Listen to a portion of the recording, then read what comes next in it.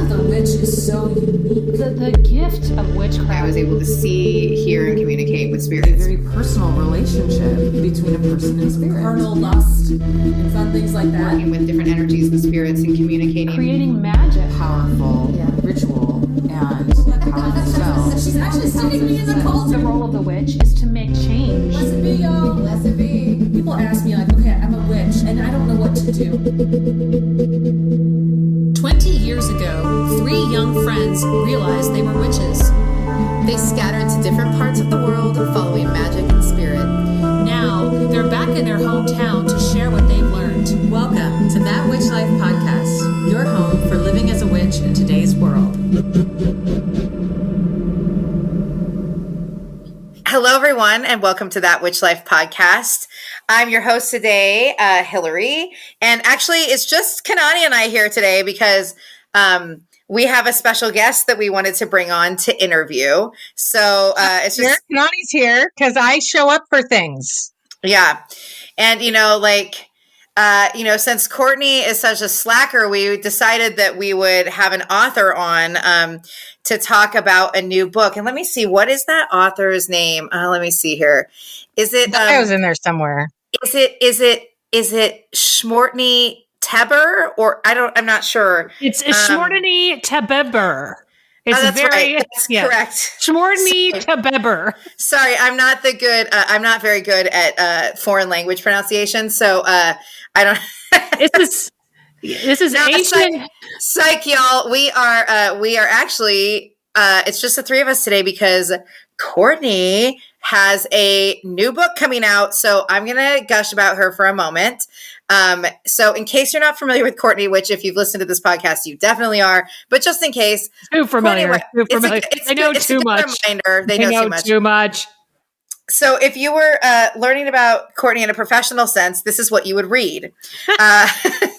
Courtney Weber is a witch, author, tarot advisor, and activist.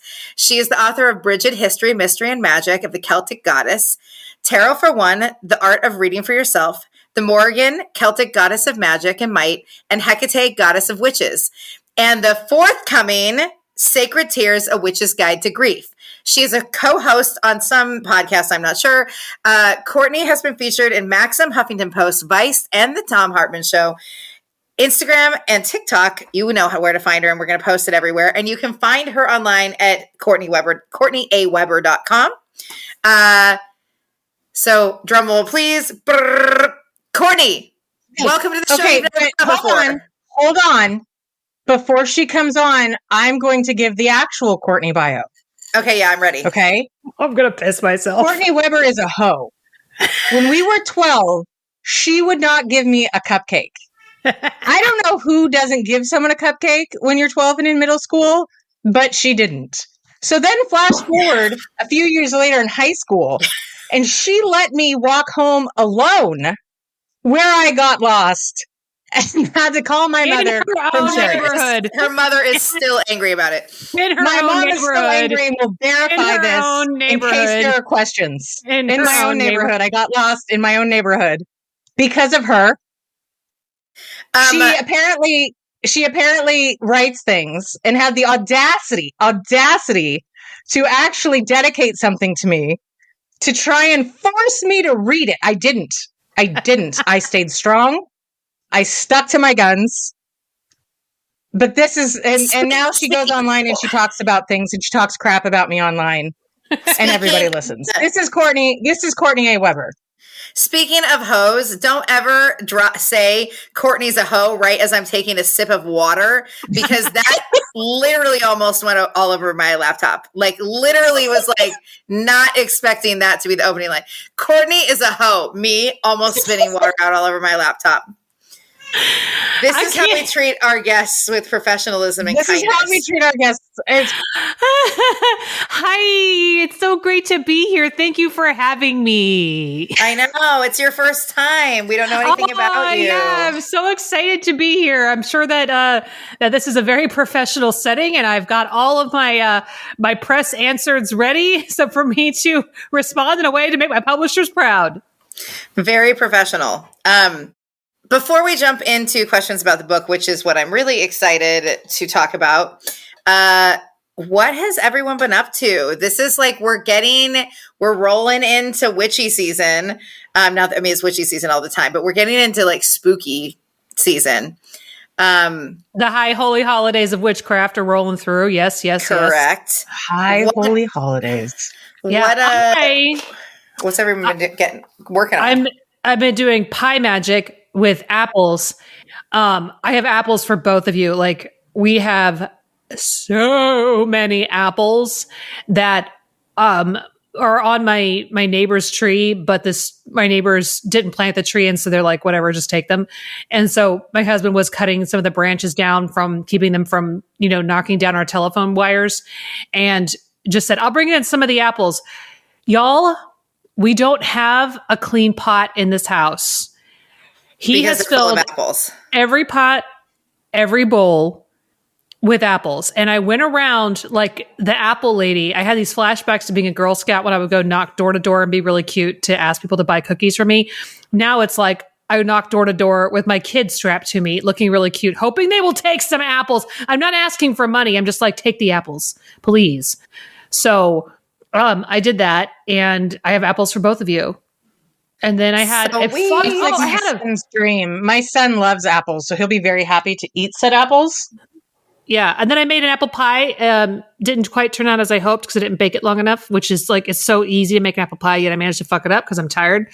But I had a nightmare last night that I swear I could write this as a screenplay, and I would pitch it as The Shining meets Event Horizon meets The Terminator meets 12 Monkeys meets Harley Quinn. No. It's starring me. No. As myself. No. Yeah. No, it was that my husband and I, with our baby, were going into outer space on a space colonizing mission, and then we accidentally exposed ourselves to some kind of space fungus that was brought on board by a robot that looked just like me. And that if we went back to Earth and we got off the spaceship onto Earth, like, this fungus would destroy all the food on the planet. So everybody would starve. basically what you're saying, the relationship is like a fungus. But yeah, right? Like, this is Kanani pretending to be a psychologist. But anyway, like, we had to go into quarantine on the spaceship with all the other astronauts, and one by one people went crazy, and it was just like the three of us left. And then this robot that looked just like me was coming after me, and it was just a whole thing.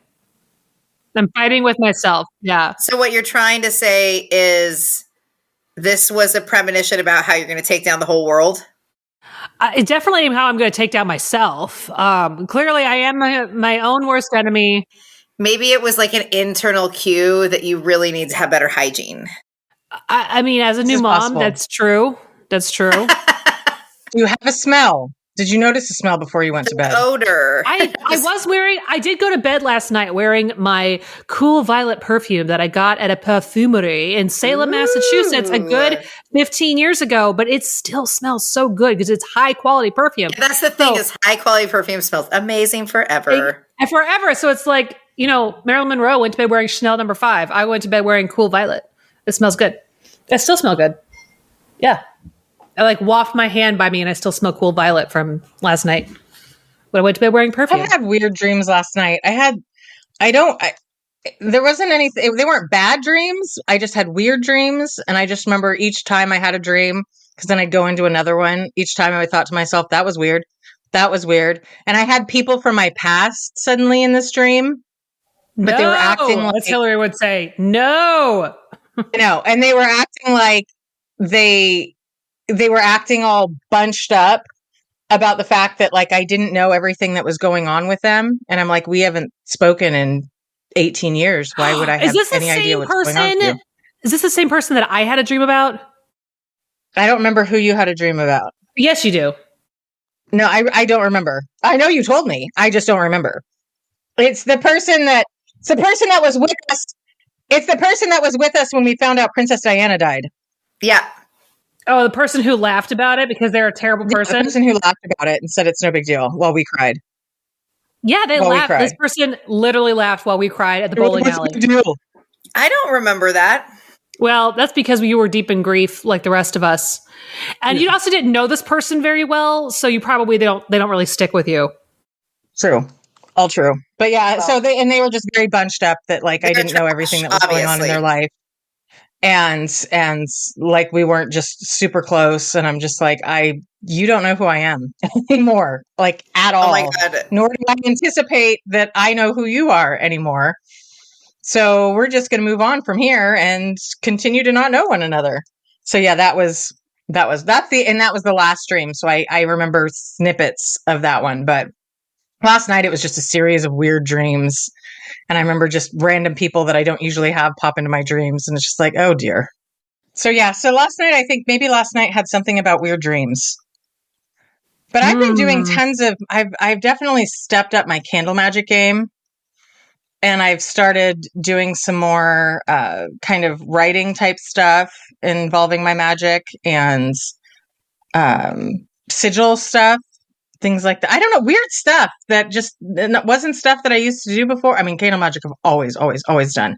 But like one of the new things I've done is I have things that I've written, and I will burn a tea light in a tea light cup on top of it. And sometimes I'll change what's written underneath it on like Post-its and things. But then the new thing that I added is I'll take the tea light before I put it in and light it, and I'll draw a sigil on the bottom, on the metal. And then, so I have the sigil on the tea light cup. And then, that's good. Because I used to try and carve the sigil on like great big candles. Yeah. And this sounds weird, but like I used to get those.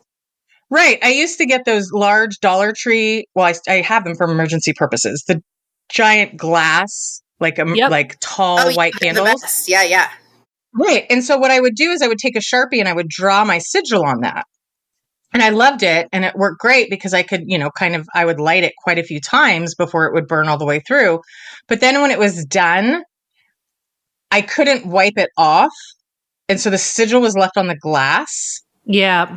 And that felt very invasive to me. And so I would I suppose I could use an expo marker and do the same thing if I wanted to. I hadn't really done that. I think so I would just I would just kind of black it out with a Sharpie before I would recycle the glass. Because there was just, but ever since then, I don't like it. And so I've started writing it on the bottom of a tea light. But here's the thing is that you really actually can't recycle that glass when there's been a candle in it. And so it's incredibly wasteful, these candles in glass. And so I think your plan to write on the bottom of the tea light is probably a better option because it's just a lot less waste. Yeah. I started doing that like a month or so ago. Yeah, that's my thing. I think you can recycle them, but you have to get all of the melted wax out, and it's a pain in the ass. So hard. It's so very hard. challenging. So I've moved toward just like using the pillar candles and carving into them. Yeah, right. That's what I do. Or sometimes I'll use the glass candles, but if I do, then I'll drop a tea light in them afterwards, and I'll light the tea light inside the candle. Yeah.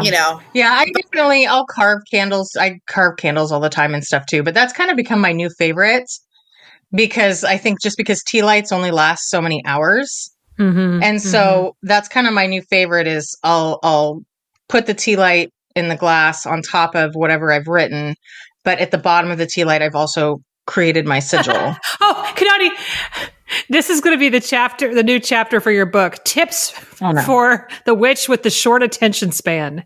Use a tea light. That's me. That's me. Like, what do you mean the bitch isn't done? I lit that candle hours ago. Why is it like, I don't understand. Without telling too much about Kanani's book, she and I had a brainstorming session about it over the weekend. And it was so much fun that actually I did dream about your book. Yeah, I don't remember exactly what it was, but I was just woke up like, oh my God, that's Kanani's book is so much fun. And she called me. She goes, I'm thinking about doing this. And I'm like, yes. Oh my God, that's so good. So, Kanani, you have to finish that book because people are going to want to eat it. And I mean that in a good way. I don't disagree. It's just another thing to put on my to-do, my monstrously long to-do list, but it is really fun. And I think especially for myself, I don't necessarily think of myself as a very interesting person. And I don't think of myself as someone who necessarily does a lot of stuff with magic. But then you meet other people and you start talking to them and they're like, what? Like, what?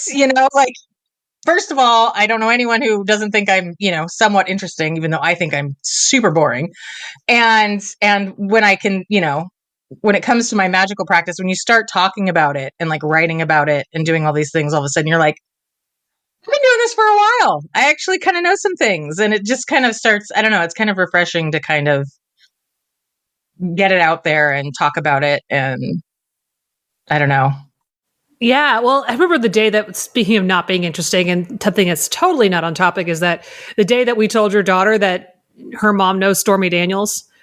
And we're saying, she's like, we were here we go. Let's get another 1-star review from someone who thinks that we should never mention politics on this podcast ever. So I forget what the conversation was, but Soleil was asking something about like, well, why might Trump go to jail? And we're like, well, this woman, he tried to pay this woman off and that was illegal. And now she's bringing him down. And she said, who is she? And I said, she's a friend of your mom's. And she looked at her mom, because I'm always saying crazy shit to these kids. They're used to me saying, she lies to my kids all the time. It's kind of what she does. But it's like really bold-faced lies. Like when once Soleil said that the cookies I made tasted like pixie dust, I said, well, you have got a sophisticated palate, because I absolutely did use pixie dust. I got a whole bulk thing on Amazon. I got it delivered yesterday, and I rolled all these cookies in pixie dust. And she just looks at me like, you're such a weirdo. Or the time that I told her that the food coloring rainbow cake I made was made of Easter eggs, which is why it's different colors. And she was just like, I don't know. She's like, I don't know, you're crazy. Yeah. I had her for a minute, because she's looking at Courtney and she's looking at me. And she's looking at Courtney and she's looking at me. And I'm just deadpan, because I like thought that was so clever.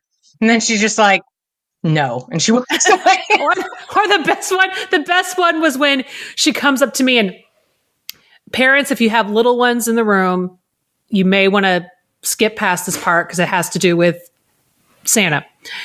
While they park up. So anyway, at one point, Soleil looks at me, this was a few years ago, she looks at me and she says, I know the truth about Santa. And I said, really? What is it? And she goes, it's Mama. Mama does it. And I went, what? What are you saying? There's no Santa? And I'm like, and then she's like, eyes wide. She looks over at Kanani.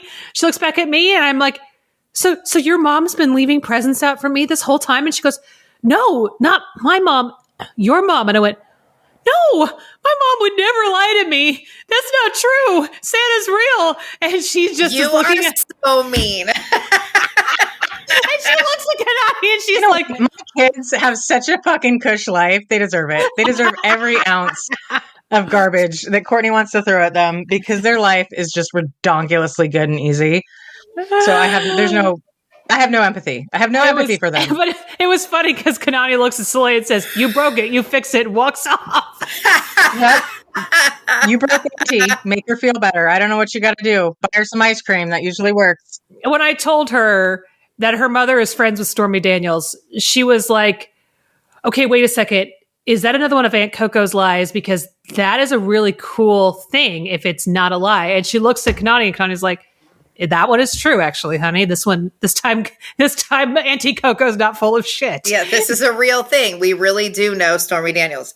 And then she's Who like, is the best? And she said, she's like, how do you know? I said, through the podcast. Like we reached out to her. She came on the show. She talked to us, and just how impressed your daughter was with you. Your tween daughter. Tweens are never impressed by their moms, but your tween daughter was like, what?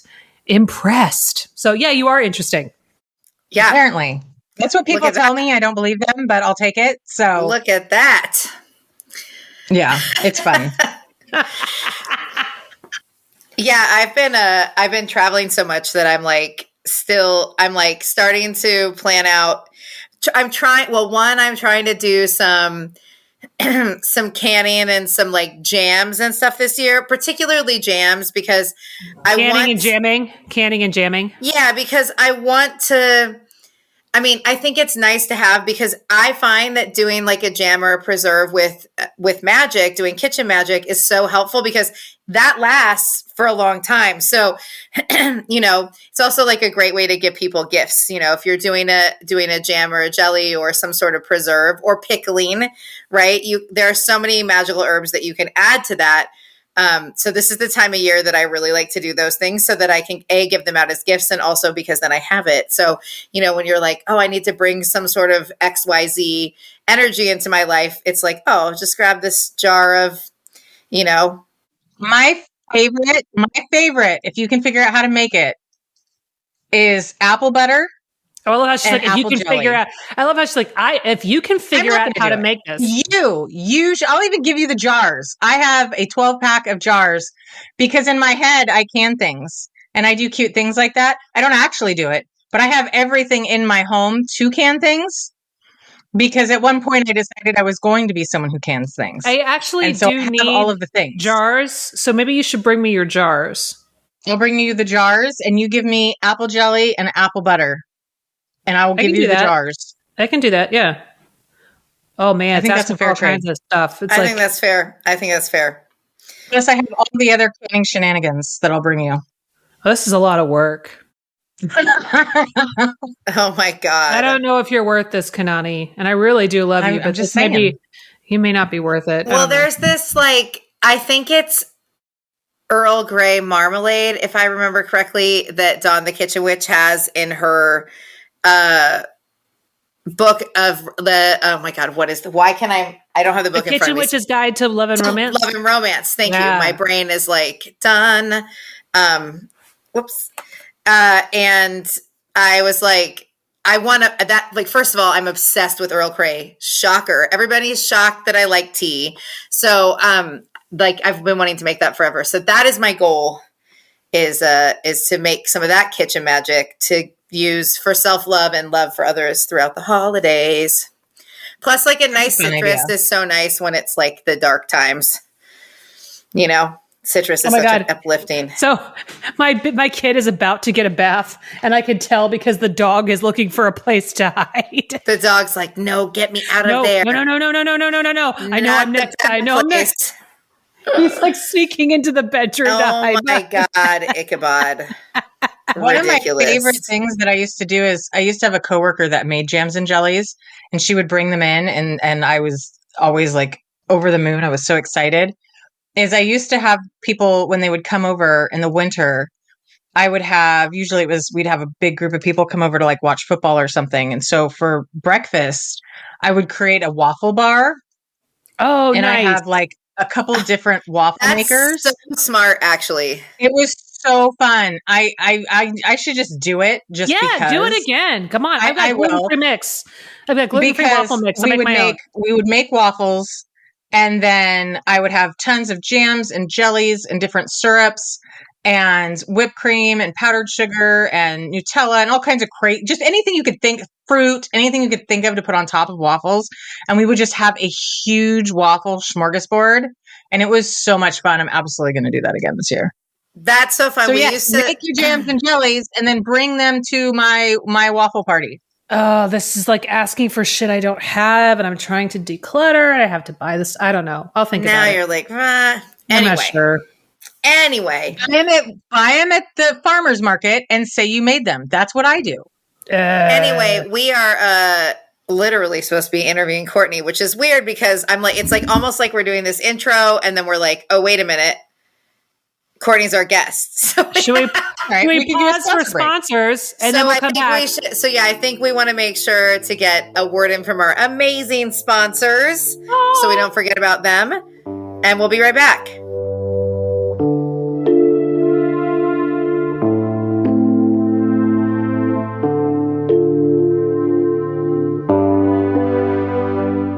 We have gotten so hooked on wearing our Blessed Bead jewelry Their pieces are the kinds that become your wear everyday signature items. They are, because they're so delicate and discreet, they are broom closet friendly, and they give your witchy jewelry, more of an upgrade, a special touch. It is very tasteful witchy jewelry that is perfect for your everyday wear. You can wear it in the conference room. No one's going to know, but you're going to know because you are magical. And it's made by witches, and Blessed Be Magic has got something for every witch, regardless of their status of being in or out of the closet. I am freaking out and love their new anklet collections and sets that they have right now. They have a triple goddess anklet, a pentacle anklet, and they have a Hecate's wheel bracelet and anklet set, which, yes, I have in fact purchased. I absolutely love anklets in the summertime. There's just something about having pretty jewelry on your ankles when you're wearing your summer dresses and in short season. It's just spectacular. Yes, that new collection is absolutely gorgeous. I mean, frankly, everything Blessed Be Magic does is gorgeous. I have a number of their pieces and I wear them regularly and always get complimented. They have over 700 plus 5-star reviews, like 700. That's insane. And they ship worldwide. Yes, it is perfect. It's beautiful and magical.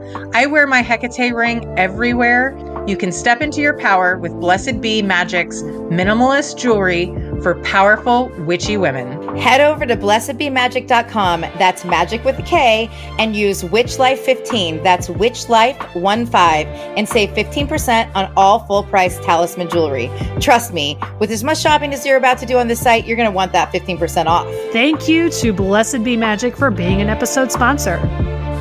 Literally everyone knows this podcast runs on blood, sweat, tears, and jasmine pearl tea. But now get ready, witches. Our beautiful friends at the Jasmine Pearl Tea Company have some new blends for this summer. Oh my God. Seriously, everyone knows how obsessed I am with tea, and I am extra obsessed with Jasmine Pearl. Fortune's Fool, which is a pu'er tea for those looking for a more sophisticated tea, is insane. I am in love with it. Plus, it has pigs on the wrapper, which makes it extra amazing. I need all of that tea. They're insane. And everyone knows that coffee is my jam. One of the ways that you can get me to drink tea is when you have some sort of a mint tea.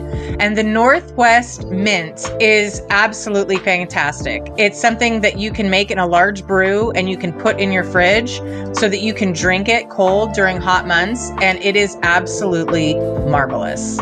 Yeah, and also the blackberry fig, which can be enjoyed either hot or iced. I mean, it's the end of the summer.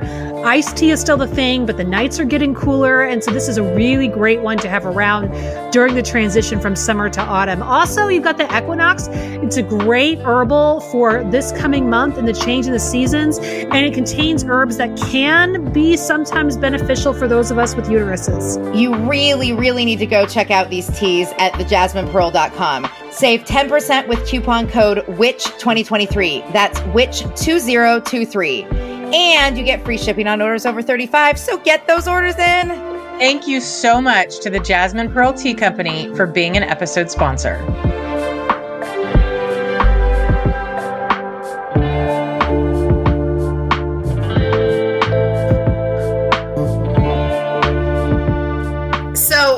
I'm actually really excited to talk about this book because it is a topic that I think is heavily undercovered. It is not covered, not just in witchcraft, but in general. It's something, topics around death, loss, grief are things that are like, sadly, kind of taboo, to talk about. And people are less likely to bring their feelings up. And also there's less resources about it. So I'm really excited that you wrote this book. So tell me a little bit about some of the juicy details. Like, first and foremost, like, what is the book about? I mean, obviously, we know it's a book about grief, but yeah, what does this cover? Okay. So, the book is called Sacred Tears, A Witch's Guide to Grief. And one of the things that has been a constant in my writing career is that I write the books that I would like to read but haven't been able to find. So 2 years ago, and I've talked about this on the show, so this is not going to be news to longtime listeners, is that I lost a pregnancy at 12 weeks, about 2 years ago. And I was, and I've had other losses in my life. You know, we lost, all three of us lost friends in a car accident when we were 17, 18. And, you know, I've had relationships that I've lost and community that I've lost, but this was a kind of loss that I couldn't make sense of it. And I wanted to try to find a way to understand it. And I was looking at a bookstore for books on grief that could partner with my spiritual journey. And I could not find one that really spoke to my journey as a witch who was in grief. The Christians and the Buddhists, as I've said this numerous times, they have the market covered. If you want a grief book, you're going to find that there's a lot of Christian and Buddhist titles, and a lot of them are very, very good. So it's not to say anything against them, and they were very, very helpful to me. But what I found was that the Christian books all said that God has a plan, and the Buddhists all said God doesn't. And for me, I was like, I'm a witch, and my view of God and the divine is going to be different than what I'm reading from a lot of these authors. And the people that, if I may say, that I serve with my writing are going to have similar experiences. And so I sat in my mother-in-law's basement like a troll over Christmas, and I just wrote for hours every day.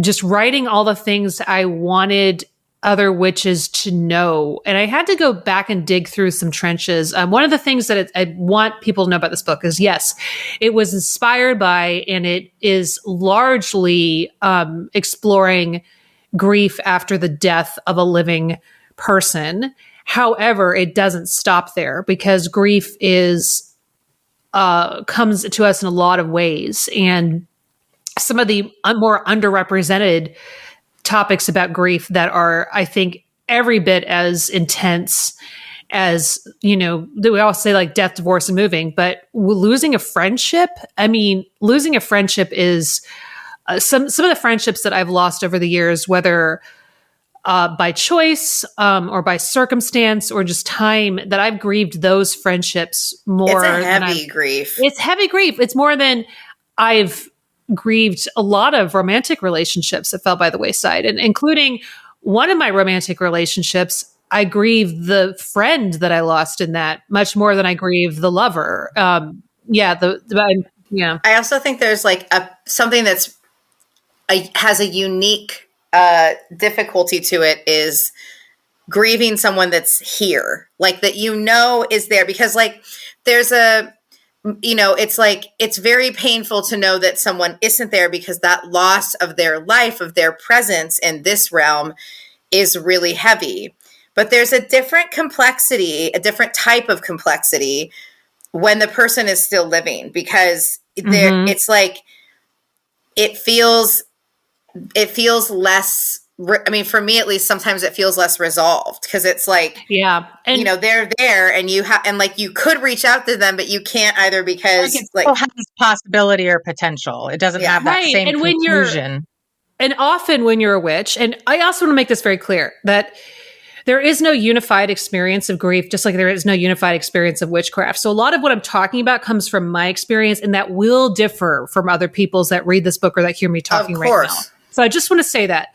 But a lot of many of us who are witches have psychic connections with people who we don't talk to anymore, that we don't see anymore, who are still alive. Like, there are former friends and former lovers that I have dreams in which I've realized that something's wrong with them, or that they are in a deep therapy session where they're processing what happened between us.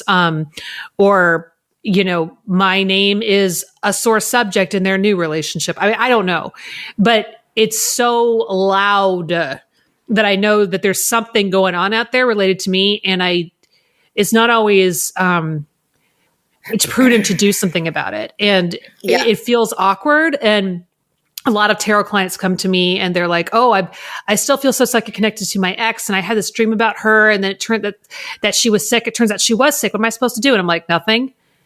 Absolutely nothing. She's got her people around her. If you are needed, they will come get you, but you don't need to go stepping in there. And having that experience of the psychic connection doesn't change anything. But then I think that exacerbates grief for we witches. And I actually don't think I covered that specific phenomenon in the book because it just wasn't room.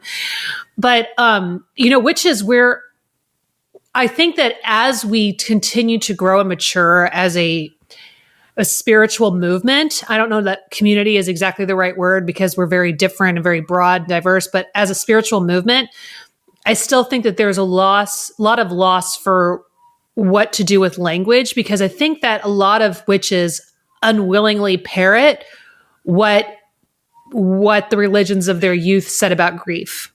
Yeah. Because a lot of witches will say, oh, well, it's the universe's plan, which is the same as saying it's God's will.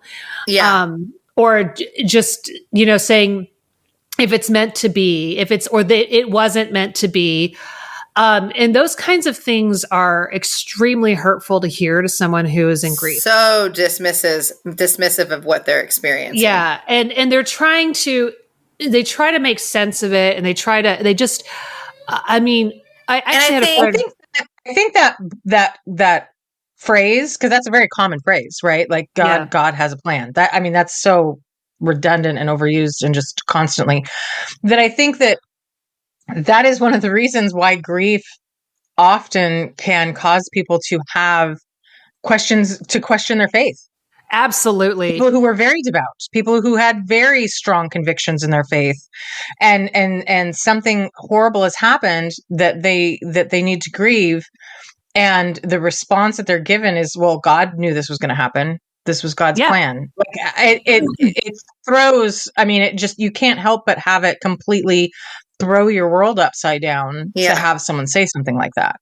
Yeah. And I think it's like something that I try to remember, or that I think people should really remember, is that what you individually might find comforting is not necessarily going to be comforting to someone else. So I think you have to choose your words really wisely. Like, for someone leaning into their belief that this was God's plan or the universe's plan, that might be helpful to someone. It's going to be very dismissive to a lot of people. So, I always think that, like, when someone's experiencing grief, show up for them without, like, ask them, like, engage with them on what would help versus, or offer very simple things versus, like, projecting what your spiritual sense is. Because I think when you're going to say, oh, it's sometimes things aren't meant to be, or this or that, it's like so dismissive of how it feels in the moment. Like, we all, like, whether or not the person that's grieving believes that or not, it's probably not what they want or need to hear in that moment. I wanted, and also I feel like one of the challenges with witchcraft is, just like what Kanani was saying, is that you can lose faith. And when I was growing up Catholic, the idea of losing faith was a problem that you needed to solve immediately. Like, we had whole classes about that at our Catholic high school. Like, what do you do if you don't have faith? How do you get it back? And like that was a problem you need to solve. And as witches, we don't really discuss the what happens if you lose faith. And to me, it's like understanding that it's not a problem to solve. It is just part of the evolution of having faith, is sometimes you don't have as much faith. Having beliefs means sometimes you don't believe as much, and it's not a problem to solve. It's just part of the experience of being a person on the spiritual part of path. the experience is I question my faith often. I think it's an important thing actually to do, because, I think that it's important to look at, because, sometimes I think, like, it's very human to be like, this horrible thing happened to me. Like, I feel totally abandoned, and it's like, it would be weird to ignore those feelings. And it's okay to be angry at the universe, deities that you honor, your spirit guide, whatever. You can be mad at whoever you want in that moment, because the anger of grief is not like, it's so many layers of complexity that like, it's just, you have to just be in the moment. And something that I think that I have learned, I've had a lot of loss in my life, and like have learned is that like, sometimes you just have to hold space for your own emotions and be present for yourself and allow yourself whatever that is, whatever you need in that moment. It's like, I really try to, when I'm grieving, just let myself feel whatever I feel whenever I feel it, whether that's anger or sadness or sometimes joy, because we very easily guilt ourselves. Like if we've gone through a trauma, like if we have these moments of joy, sometimes we're like, oh, I'm trivializing something, but like, it's an important roller coaster of emotions, all of it. And every part of it is valid. And so I think that when we go through trauma or tragedy, loss, whatever it is, it's a normal thing to question your faith. And to understand that there are like the stages of grief aren't real. Right. And so it's not linear like that. It's not linear. And I actually explore, because I feel like for me, it's been more of a spiral. And I talked about what it was like to grieve the friends we lost in high school and how that grief has transformed over the years. And certainly in the early years, I grieved because I missed them. And then I think there was a time when I grieved the time before I really had a look at what mortality was. I grieved for that innocence. And naivete. I grieved for that. And now when I grieve, I don't grieve because I miss those people. I grieve because I'm so sad that they didn't get a chance to be the hot mess that I am. Like, there have been times that on the anniversary of their death, I would remember there was one time I had stayed up way too late on a weeknight and was in a bar on the Lower East Side watching somebody play guitar. And I just cried and cried and cried. And it was because I was setting myself up for a shit day the next day. But I would stumble in the door at 3 and have to be up at 6 to go to work, and I'm like, God, they didn't live long enough to make this mistake. Yeah. And that made me so sad. And then now sometimes I deal with frustration and jealousy about the way the adults in our lives responded. I will never stop saying until the end of time, Kanani's mom showed up for us in a big way.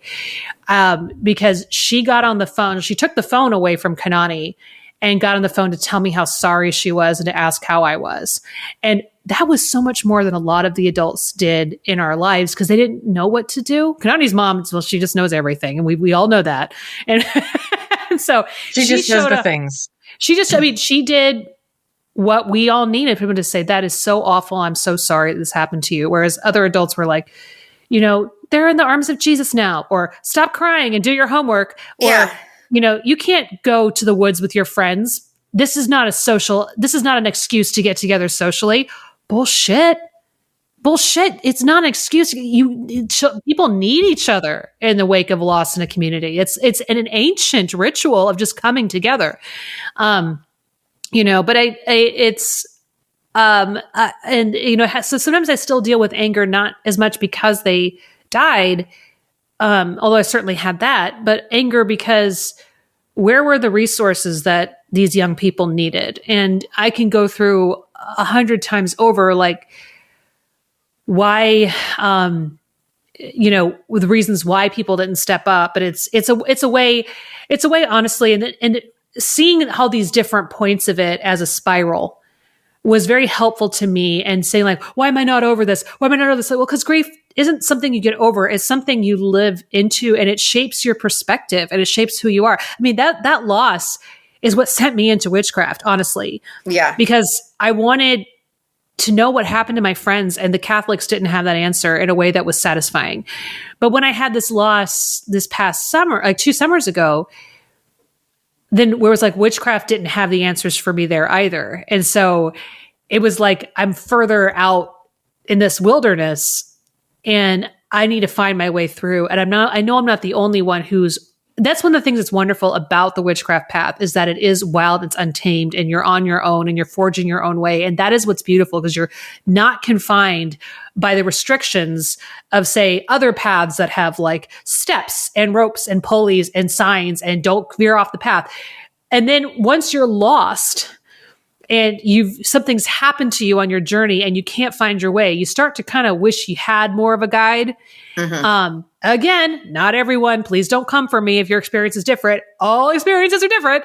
But I wanted to at least provide something and tried to explain it that, like, this is not a roadmap, but imagine that you're injured on your spiritual journey. If your spiritual journey is a journey in the wilderness and you've fallen and you've broken your ankle and there's no civilization nearby where you can get to a hospital, but that's the life you chose. You didn't want the confines of that civilization. So you're out in the woods. Well, imagine that I'm coming along and I got a bag of elixirs and I've got one in there that might help you out enough that maybe it's a magical temporary bone fixer. And it helps you. Hell yeah. So you take that elixir and it helps you out just long enough till you can get to a reservoir where you can, hydrate and get yourself further healing. It's not meant to be a cure-all. The book is not meant to be this is how you deal with your grief. But there hopefully are enough tools in there that people can find things within it to help them to the next step of their grieving journey, wherever that is, whatever that means. And then they can come back to it if they need it again at a different point. So yeah, that's what this book is about. And again, I know I'm really direct and to the point whenever I answer a question. Yeah. But I think the key is, though, that you keep hitting on is the fact that, and frankly, I think it's why religion is, a lot of organized religions have such just garbage answers to it, is because it is a completely unique experience. Yeah. So you can't give a roadmap of this is how to get through it, because it is such an absolutely unique experience. So instead it's, well, it'll be okay, get over it. It was God's plan. It was meant to be. It's okay. They're in a better place. Just move on. No, they're in a better place. Move on. There isn't really anything super helpful, because for every single person, the getting through it is just a completely different and separate and unique experience. And like you said, Courtney, what you're doing is sharing your experience and hoping that other people can kind of find pieces that they can relate to. Yeah, I hope so. And I think, that's actually one of the things that I think is so great about the way you structured this book is that, it's not just talking about grief, but there's a lot of practicality in it. Like, there's so many different exercises and blessings and spells and practices, because I think that's what people are grasping for. And when you're in this, when you're grieving, you don't have the mental or emotional bandwidth to try and come up with a fucking spell. You don't. You can barely brush your teeth, right? You can barely shower. Exactly. You can barely cook yourself a meal. That is when grief, especially in the beginning, is that heavy. I remember having to be you have to brush your teeth and get in the shower, and it's that can be so hard that we don't have, normally we're creative. Could we come up with a spell? Of course we fucking could. But when you're in the grief and you are just lost, your brain is functioning at 5% of its capacity. You don't have the capacity. So I love that it not only covers so many types of grief. It's not it's not just a loss of a person, it's a loss of a pet or loss of relationships or loss of friendships or even jobs sometimes. All of it, things or projects or creative work and whatever, all of those things are different types of grief. So I love how much it covers. And I know that I imagine that this was a big learning process for you too, writing this. What do you think you learned when researching the book, and how did it help you with your grief? And was there a particular exercise or spell that you put in there that you felt was really instrumental? Such a good question. So this book, I didn't do a tremendous amount of research. All my other books so far have been very, very research heavy, and this one was not. So what did I learn from it? I had to teach myself along the way things that I felt other grieving people likely would need to do as well. And one of them was the practice of compassion, especially compassion for others who don't understand our grief. And then making sure that people understood that compassion does not look like saying, oh, that's okay, don't worry about it. That compassion looks like saying, I have to draw a boundary right now with you because I'm hurting, and I have compassion for the fact that you don't understand where I'm at. But if I don't draw this boundary, I'm going to have to either cut off this friendship, or I'm going to react in a way that's going to be hurtful to you. And so that taking that space is an act of compassion in itself. Right. And then having compassion for, going back to the example with the way the adults responded to us when our friends died was, I think I handled it with a lot of bitterness and sarcasm, but then I had to say, wow, I'm actually really angry that this is how they showed up. But now as a parent, I have while I don't agree with it, I can also have compassion for it and say, you all made a poor choice, but I understand why you did. Because I found myself recently, my daughter bumped her head on her crib and she cried. It hurt. And it really did hurt her. She had like a little bruise there. And, I picked her up and I comforted her, and I just wanted to take her tears away.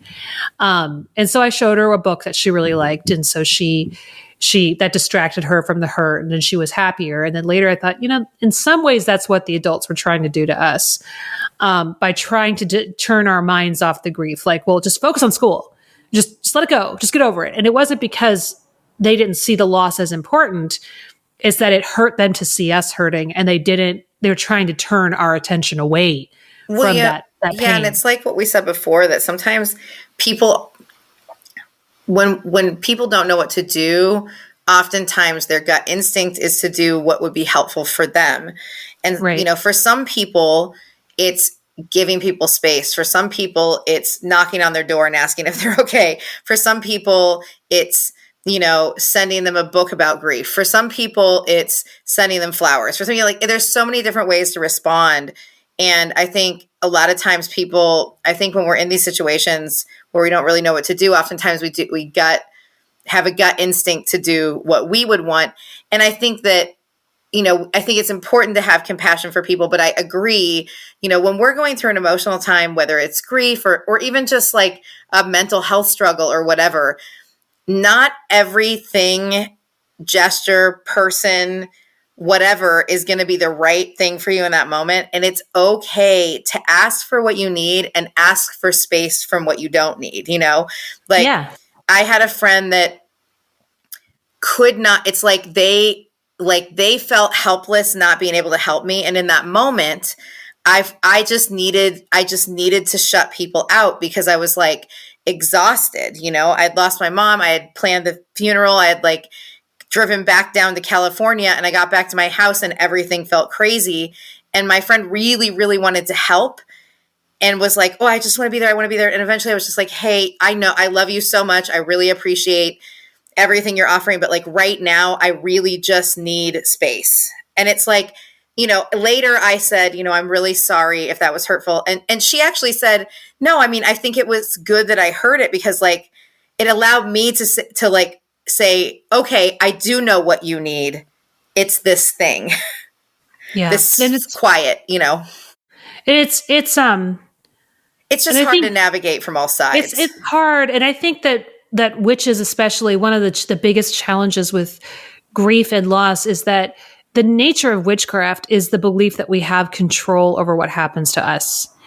And the nature of grief is to remind us that we don't. And so these two things are in absolutely direct conflict.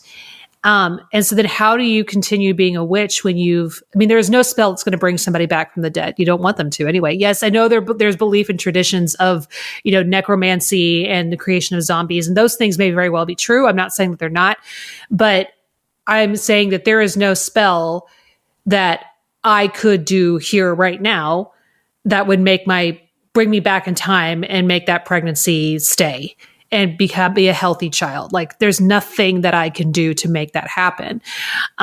Yes, I hear witches go, oh, but then the next child, did you do this? And I'm like, yes, of course, magic can work that way. But in the moment when you're grieving and there's the life that you loved is no longer there. There is no spell that you can do to undo that, right? There's also no spell, like if somebody stops loving you and they leave you, yes, there are spells to bring them back. Yes, there are spells that, can tie them to you, but those relationships grow very, very toxic because there's no spell that's trying to make them truly love you again. That's a hard thing to accept. Yeah. You can enchant them and make them, focused on you, obsessed with you, blah, blah, blah, blah. There's a lot of ways that those love spells could work. But to make somebody truly love you when they've stopped, that's not going to happen. And that's a very hard thing for witches to accept. And so witches, I think there's room for us to grow in a spiritual community, spiritual movement of exploring further what it means to surrender. Not like surrender, it's in God's hands, but surrender and saying this is not within my control, and that no matter how powerful I am, there will always be things that are outside of my ability to do. And having that kind of understanding, I think, can help people through their grief process. I do think sometimes we get stuck there. Like, well, I need to know why it happened. what can I do to fix it? What can I still want to control it, and we can't. There are things magic can do. Magic can help us see this with better perspective. It can help us get through a day.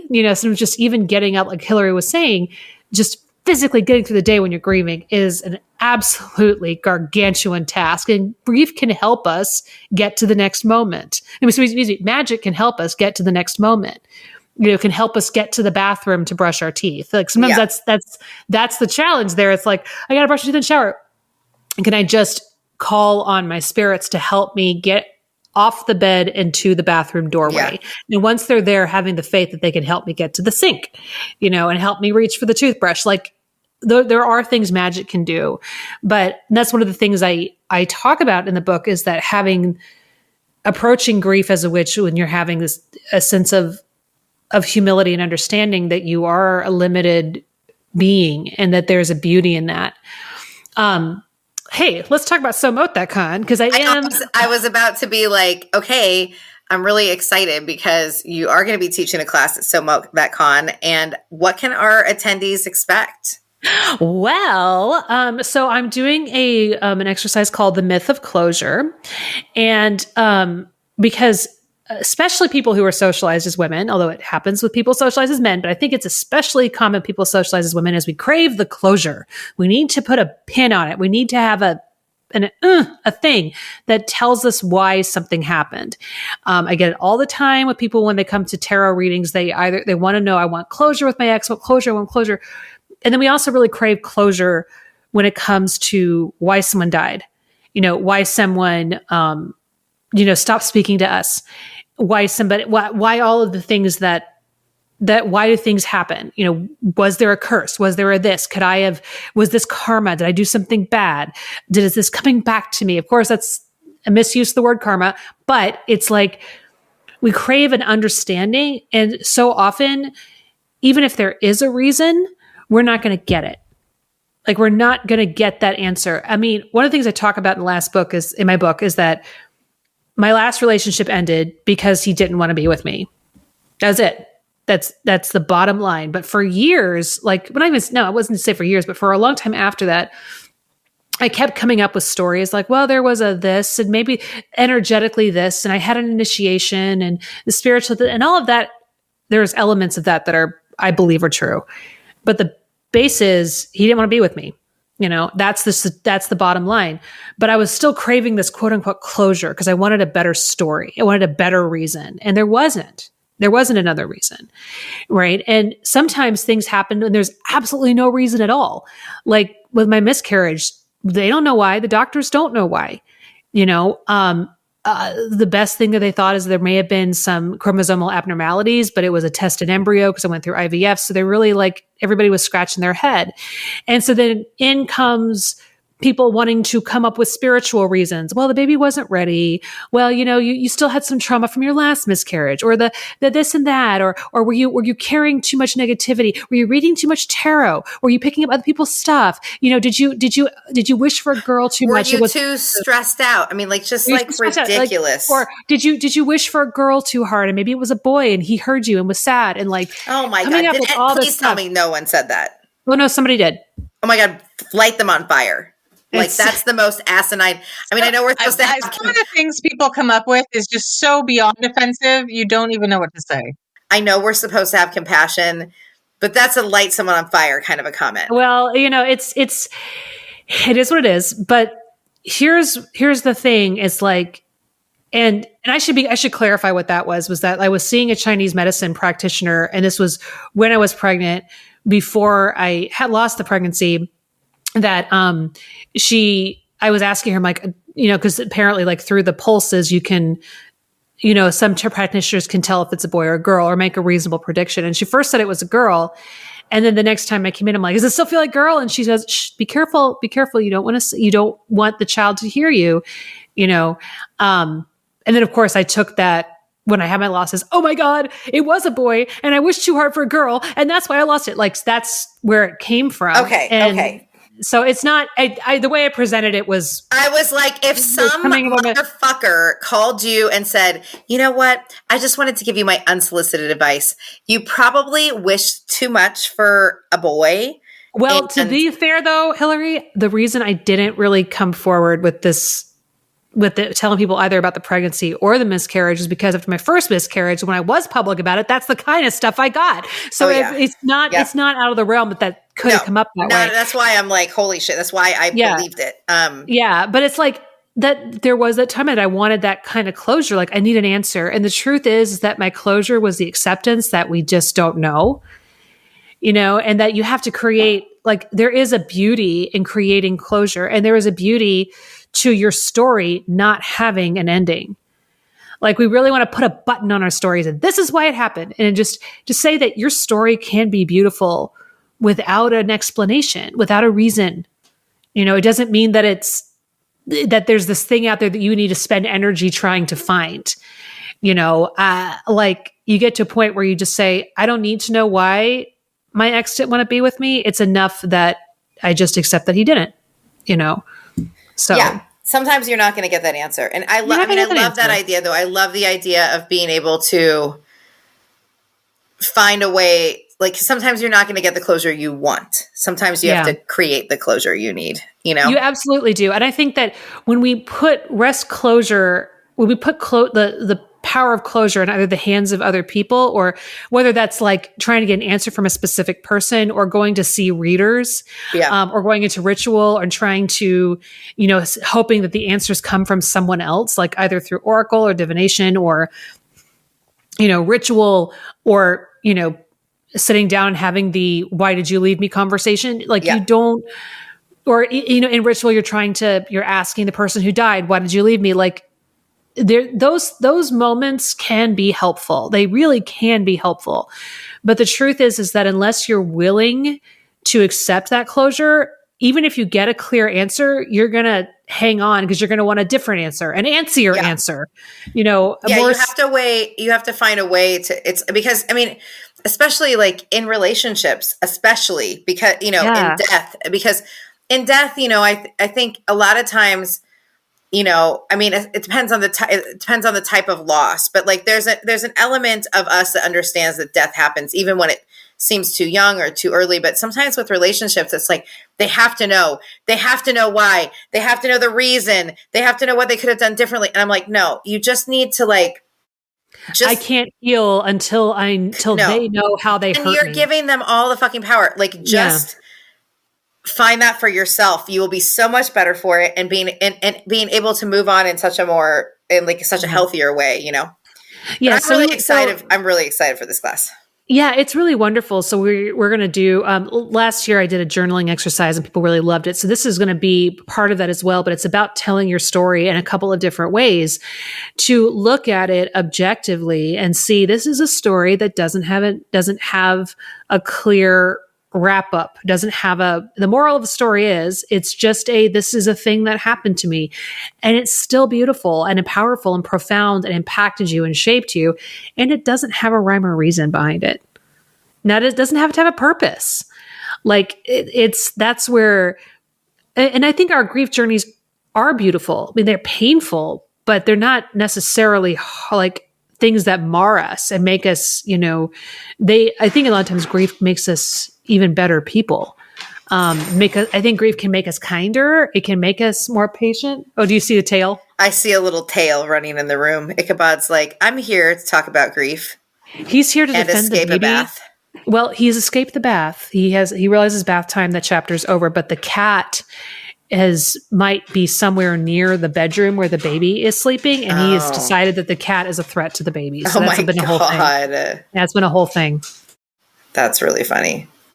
So yeah. So anyway, the book will be out in 2024 in June. I will be making a big old stink about it, y'all. And so keep following us on the podcast, keep following me on social media, and you will hear all about it. I think it's going to be a great class because grief is although grief is a completely unique experience, it's a universal experience. No one gets through life without some sort of grief. None. Yeah. But yeah, I'm really excited for the class, for the book. And so thanks for letting me interview you. Yay. Thanks everyone for listening. If you are wanting to sign up for So Mote That Con, you should go do it. We've already sold quite a bit of tickets actually, which is really exciting. Yes. So please go buy tickets. It's such a great event. It is. Honestly, every time we do these events, I get so pumped afterwards. I feel like this connected sense of community and also learn so much. So mark it on your calendars. Go get some tickets. You'll find it on all of our socials and also at our website, thatwitchlife.com. So have a great week, everyone, and we'll see you next week. Yeah. Bye. Bye. Bye.